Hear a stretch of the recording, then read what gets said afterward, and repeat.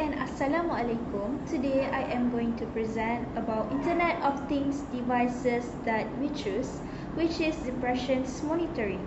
Before that, I would like to introduce my team, Nur Damia Mirza, Nur Shafiza, Ayu Nazira, and me, Hasha Supia. Let's get started. So, what is depression's monitoring? Depression monitoring is used to monitor symptoms of depressions by checking level of stress using wearable monitor, such as smartphone, wristband, fitness tracker, and smartwatches. So, how does it work? Basically, depression's monitor have a sensor in wearable device where it will collect all the data that related to mental health. All the collected data will be monitored by patients or healthcare provider who receive the data to diagnose. This monitor will monitor the patient's heartbeat, walk, sleep hour, and social media usage. With this data monitor, it can detect and make the best decisions based on the data. So why do we need depression's monitor? These illnesses are believed to be treatable, but many people are still suffer from it because of lack of care and attention given to it. Many people did not know that actually depressions can be cured by medicines and a change of a lifestyle. As example, through outdoor activities, joining voluntary programs, and becoming socials. Now, my friends will present about data collected in collection phase, communicated in communication phase, information generated in analysis phase, and action performed in the action phase. Assalamualaikum and hi everyone. My name is Nur Damia and I would like to present about data collected in collection phase. In this phase of monitoring depression, the goal is to gather comprehensive and accurate data to understand a person's mental health status. The type of data collected is critical for understanding, assessing, and managing the condition. This process usually involves several types of data. One of the types of data is behavioral data. What is behavioral data? It refers to information collected about an individual's actions, activities, and behaviors. This type of data provides insights into how a person interacts with their environment. For example, activity tracking. It can help to identify patterns and changes in activity levels that may be associated with depression. One of types of activity is step count, tracking the number of steps a person takes daily, often using pedometers or fitness trackers. Other than that, exercise frequency and duration, which is monitoring how often and how long a person engages in physical exercise or recreational activities.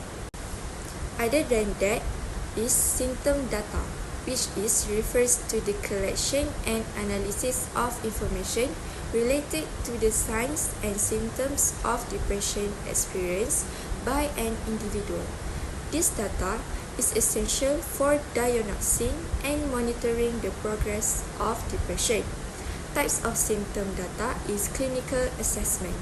It is commonly used the Back Depression Inventory (BDI) or the Patient Health Questionnaire-9 (PHQ-9) that will measure the severity and presence of depressive symptoms. It is important to keep in mind that the BDI is a self-report measure.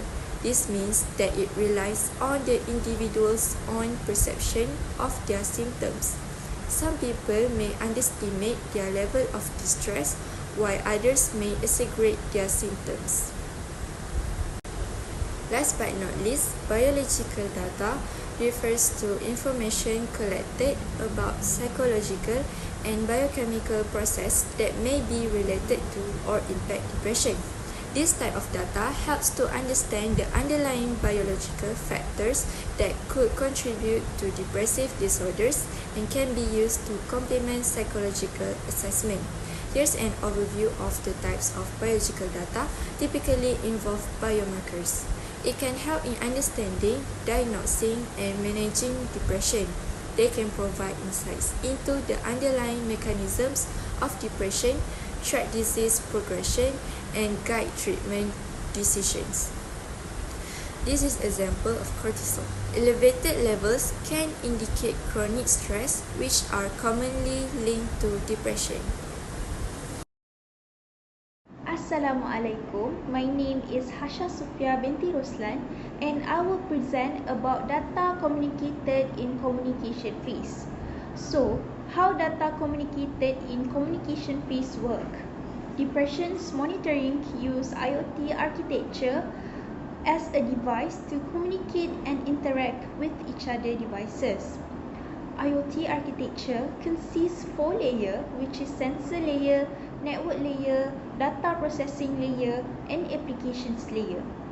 All these layers work together to enable data to collect, transmissions, and process data. So this is the layer of Internet of Things architecture. Sensor layer is the first layer in IoT architecture. It is responsible to collect data. All information that collected can be about heartbeat, sleep, footstep, and social media usage. Communications will happen through wireless device and all information that is collected will be connected to the network layer such as Wi-Fi or Bluetooth. This is ultrasonic sensor. It is a sensor that is used to detect footstep by detecting the change of ultrasonic waves and measure. This one is photoplethysmography, PPG. It is used to detect heartbeat by detecting the volumetric changes in blood in peripheral circulations. The second layer, which is network layer, also known as transmission layer, where transmissions data occur. These layers are responsible for connecting other network devices to enable communications with each other. As example, depression's monitoring device connected to smartphone. This layer will determine the best transmissions depending on the data occur. The next one is data processing layer. This layer also called as middleware layer, and network will send data directly to the device. This layer responsible for collecting and analyzing raw data from the device. The raw data that is collected will be processed and stored before it sends to the data center. For example, cloud storage. The systems will enable it to act according to the data and will make the best decisions based on the data. So, this is the cloud storage where data stored after processing and analyzing. The last layer is applications layer. These layers are responsible for providing a specific applications to the user, and this layer also called the business layer.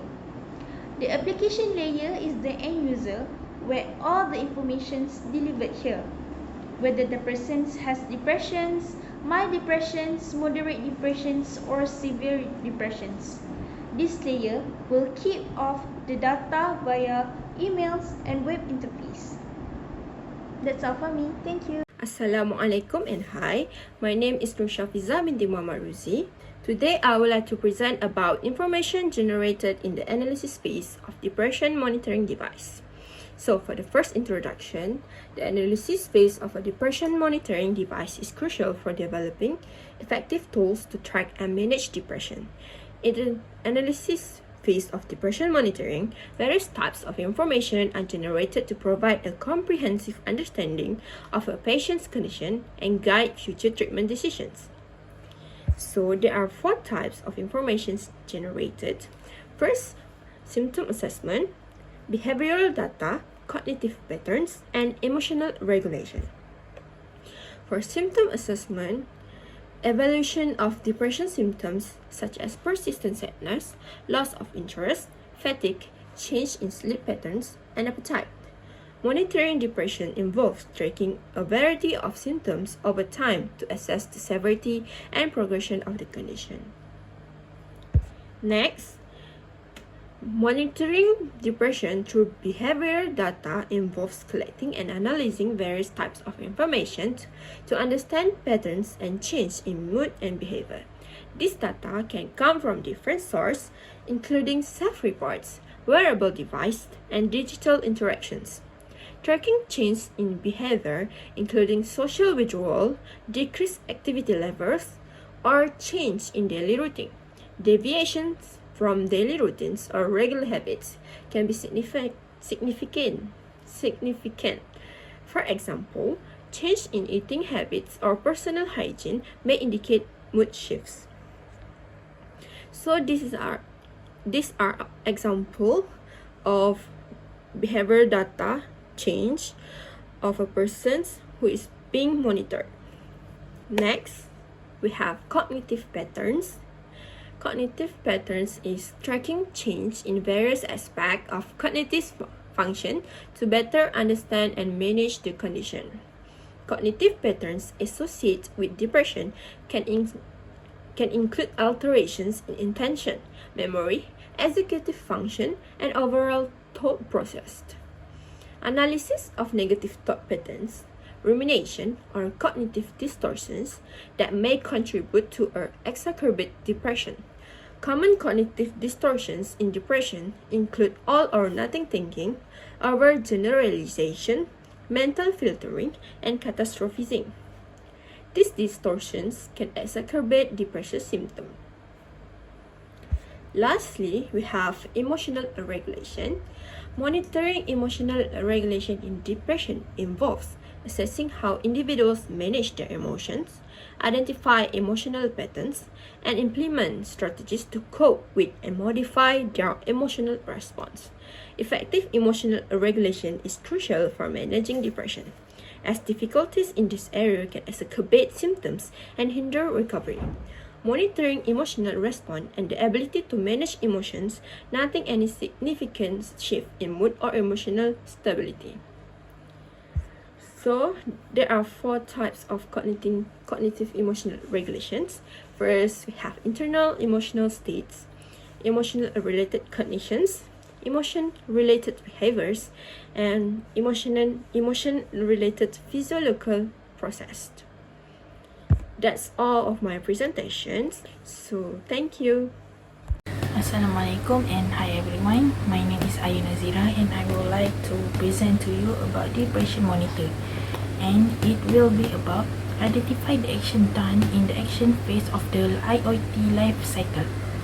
Okay, wearable IoT or wired can be described as the infrastructure that connects various sensors for tracking human factors such as behavior, health, well-being, and other data.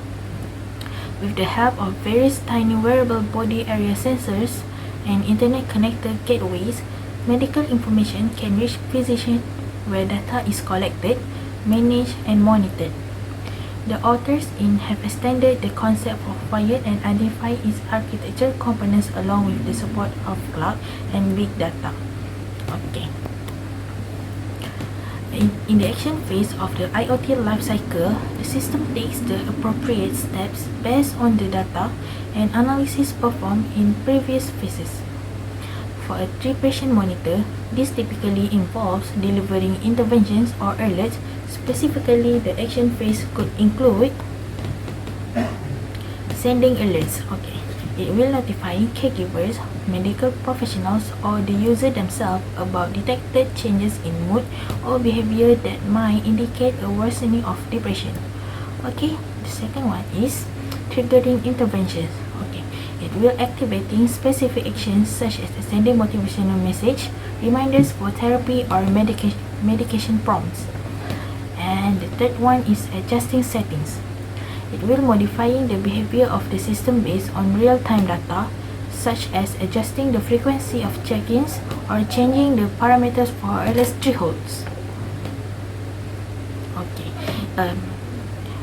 The tracker can detect their depression score so that they can know their depression level for further treatment. Okay, this is the example for scoring, and this is also the example for depression test that usually we take at school, or you can also see it in the internet. Okay, Okay, the next one is action phase example. Okay, let's see. Okay, first we have alerting a caregiver. Okay, the device detects a significant decline in the user's mood over several days, combined with reduced physical activity and poor sleep patterns. Okay, and the next one is the system automatically sends an alert to the user's designated caregiver or mental health professionals, informing them of the concerning trends. Okay, the second one is sending a motivational message. Okay, the devices detects that the user has been feeling low based on mood self-reports and behavioral patterns. Okay, it will trigger a motivational message or a reminder to engage in a previously enjoyed activity, such as a favorite hobby or exercise, based on the user's preference. The last one is recommending therapy resources. Okay, the device identifies a pattern that suggests the user might benefit from additional therapeutic resources, and it will also provide a recommendation for local support groups, online therapy options, or self-help resources tailored to the user's needs. In conclusion, these actions are designed to respond to the data collected by the device and support the user in managing their depression more effectively. In the end, we can help them to make sure they can control their emotion and to make them feel less burdened, even though this might look simple, but actually this was a lot of them. Okay, thank you everyone, just that from me.